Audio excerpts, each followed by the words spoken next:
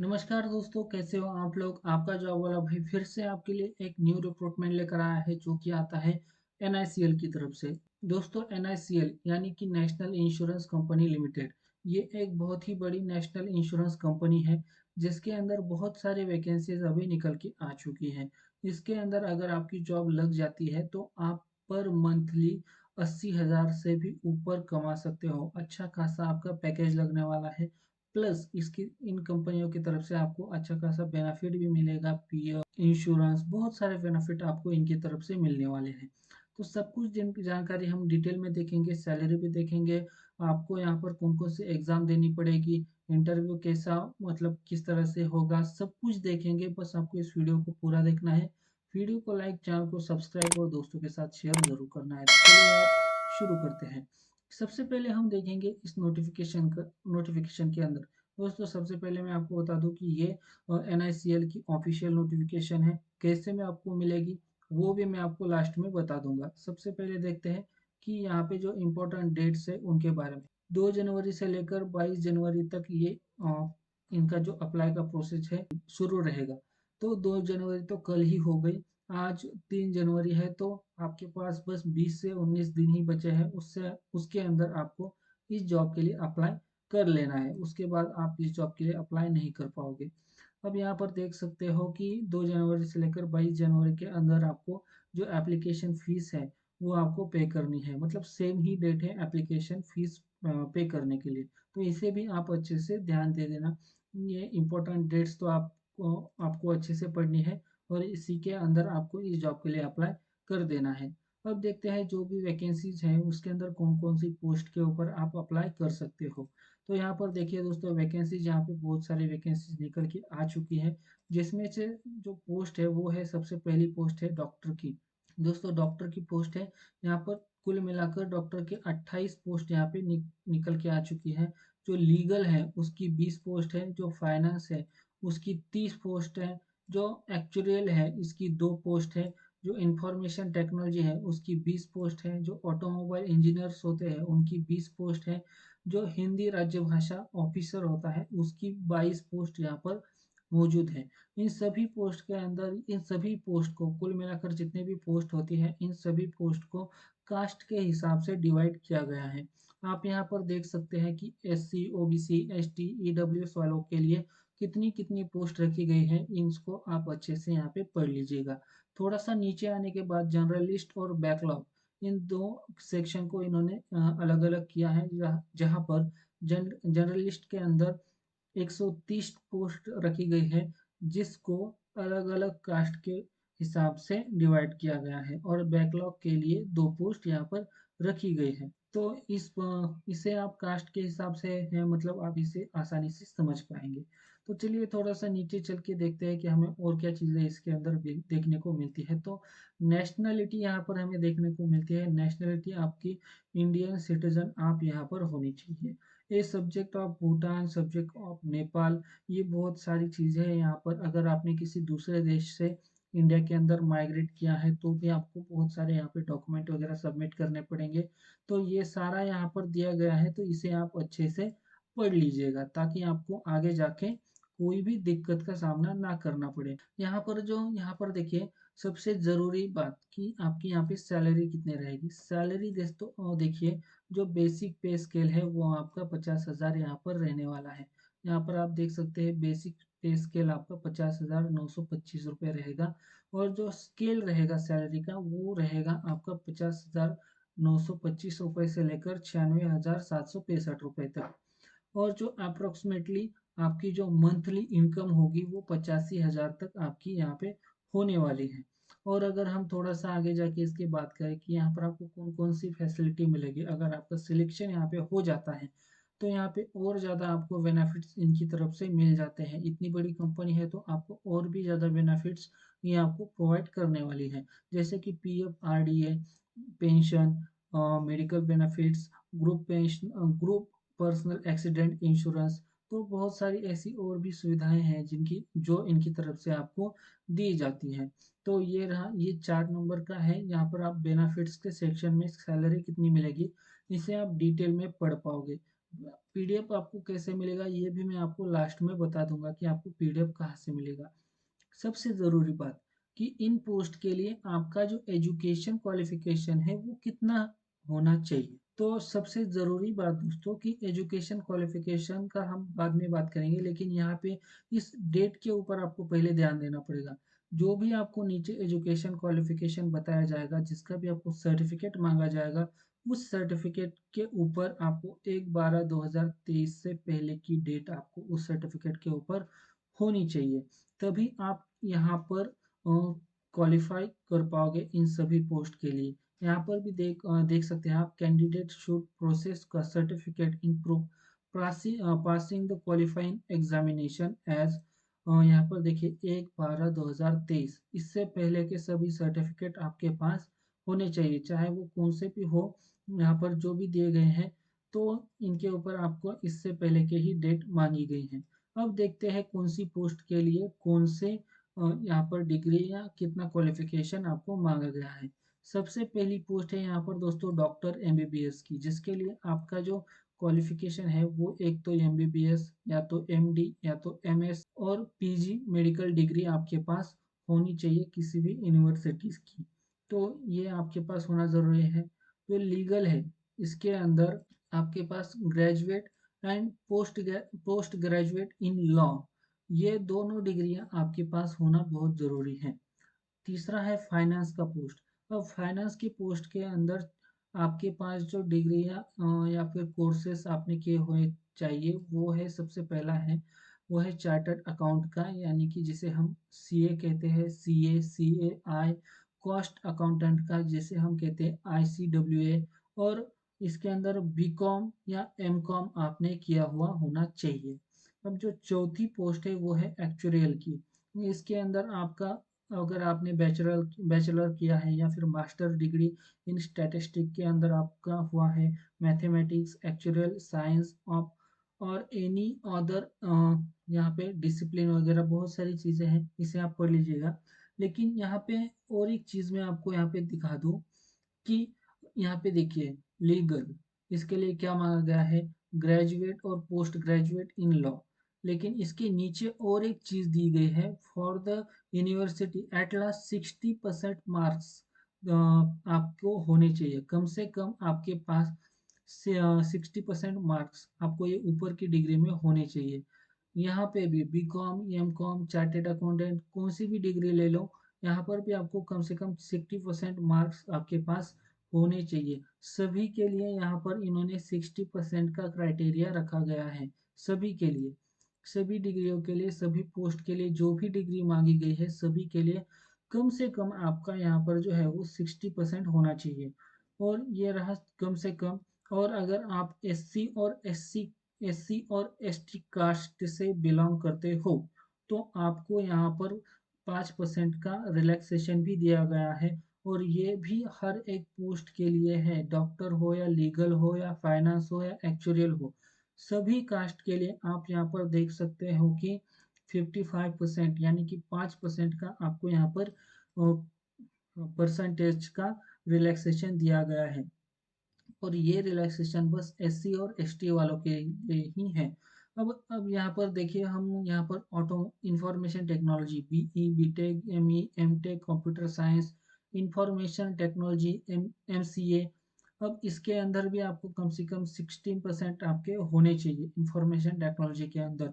यहाँ पर आपका जो, अगर आप किसी दूसरे कास्ट के अंदर आते हो तो आपको 5% का यहाँ पर ये मिलने वाला है, रिलैक्सेशन मिलने वाला है। अगर हम यहाँ पे अगला पोस्ट दिखे तो वो है ऑटोमोबाइल इंजीनियरिंग, यहाँ पर भी बीई बीटेक, यहाँ पर आप देख सकते हैं सभी जगह पर अलग अलग तरह से उन्होंने डिग्रियाँ कोर्सेस यहाँ पे अच्छी तरह से मेंशन किए गए हैं।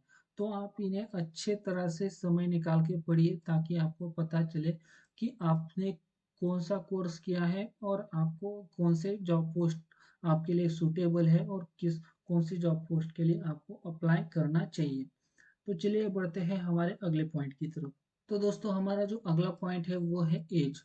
अब एज का क्राइटेरिया के अंदर भी सेम वही बात है कि यहाँ पर 1/12/2023 से पहले आपके जो है वो मैक्सिमम ईयर 30, मतलब 30 आपके वो कंप्लीट होने चाहिए 1/12/2023 से पहले। यहाँ पर देखिए आपकी जो एज का क्राइटेरिया यहाँ पर है मिनिमम 21 और मैक्सिमम 30। अगर आप 1/12/2023 के बाद 31 या 32 के हो जाते हो तो आप यहाँ पर अप्लाई नहीं कर पाओगे। और सर्टिफिकेट वगैरह पे भी आपको यही डेट यहाँ पे डेट के बारे में और भी बहुत सारी चीज़ें मेंशन है तो आप इसे पढ़ सकते हो। इसके अलावा अगर हम एज रिलैक्सेशन के बारे में बात करें तो कास्ट के हिसाब से ओबीसी एससी एसटी बहुत सारी यहाँ पे कास्ट हैं जिनको 5 साल 3 साल 10 साल 5 साल बहुत सारा एज रिलैक्सेशन यहाँ पर मिला हुआ है। तो एज रिलैक्सेशन का ये कॉलम है, इसे भी आप अच्छे से पढ़ लीजिएगा। तो दोस्तों अब बात करते हैं सिलेक्शन प्रोसीजर के बारे में। Selection procedure part A applicable for all applicant other than for Hindi officer. जो हिंदी ऑफिसर है उसके लिए यहाँ पर 3 फेज में आपका एग्जाम होने वाला है। फेज 1 प्राइमरी एग्जामिनेशन ऑनलाइन होगा। Phase 2 primary main examination online होगा। और फेज यहाँ पे 1 2 और फिर से एक फेज के अंदर आपका primary examination applicable for all Hindi officers. तो यहाँ पर 2 फेज के अंदर आपका एग्जाम होने वाला है जो कि ऑनलाइन ही होगा। तो जो फेज 1 है इसके अंदर कौन कौन सी ऐसी चीजें हैं एग्जामिनेशन के अंदर जो आपको ध्यान में रखनी है, जिसके अंदर सब्जेक्ट क्या क्या क्वेश्चन आएंगे, तो इसके बारे में बात करते हैं। तो जो सबसे पहला है एग्जाम वो रहेगा यहाँ पे ऑब्जेक्टिव आएंगे। एक 35 मार्क्स का और एक रहेगा 30 मार्क्स का, यानी कि टोटल 100 मार्क्स का ये आपका एग्जाम रहेगा जो कि 1 घंटे का एग्जाम रहेगा। सबसे पहला ऑब्जेक्टिव 30 मार्क्स के आएंगे इंग्लिश लैंग्वेज के लिए। उसके बाद जो 35 मार्क्स का जो आएगा ऑब्जेक्टिव वो रहेगा रीजनिंग एबिलिटी।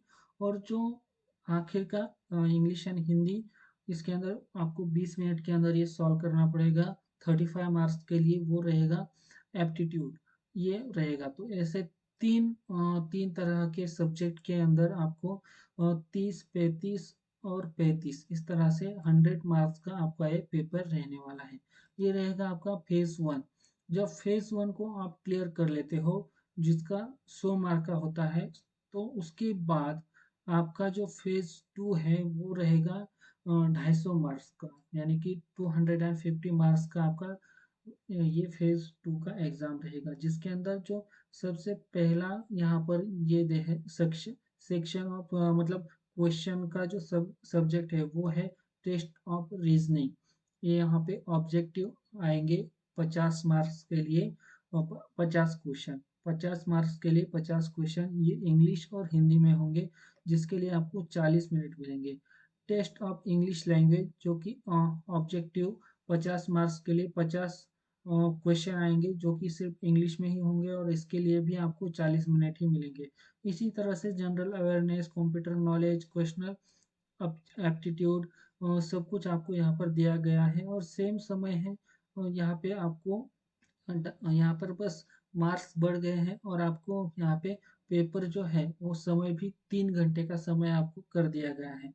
तो अगर आप ये 30 फेज 2 भी क्लियर कर लेते हो तो आपको यहाँ पर इंटरव्यू के लेवल तक आप पहुँच जाओगे। अब जो दूसरा है फॉर जर्नलिस्ट, तो इसके लिए भी यहाँ पर जो एग्ज़ाम होगी उसका यहाँ पर दिया गया है कि कौन से क्वेश्चन आएंगे, कितने मार्क्स चाहिए होंगे। इसके बाद जो यहाँ पे देखिए आप, इसके बाद हम देखेंगे एप्लीकेशन फीस जो कि नॉन रिफंडेबल है, कि इसे आप रिफंड नहीं कर सकते हैं। SC ST PWD के लिए 250 रुपये की एप्लीकेशन फीस रहेगी। और जो all candidates other than SC ST PWD, तो उनके लिए यहाँ पर जो है वो 1000 की इंक्लूडिंग टू GST 1000 रुपये की फीस यहाँ पर दोस्तों रहने वाली है। इसके अलावा अगर हम एग्जामिनेशन सेंटर के बारे में बात करें तो यहाँ पर बहुत सारे एग्जामिनेशन सेंटर रहने वाले हैं। तो यहाँ पर हम अगर एग्जामिनेशन सेंटर की बात करें तो आंध्र प्रदेश आसाम बिहार अरुणाचल प्रदेश।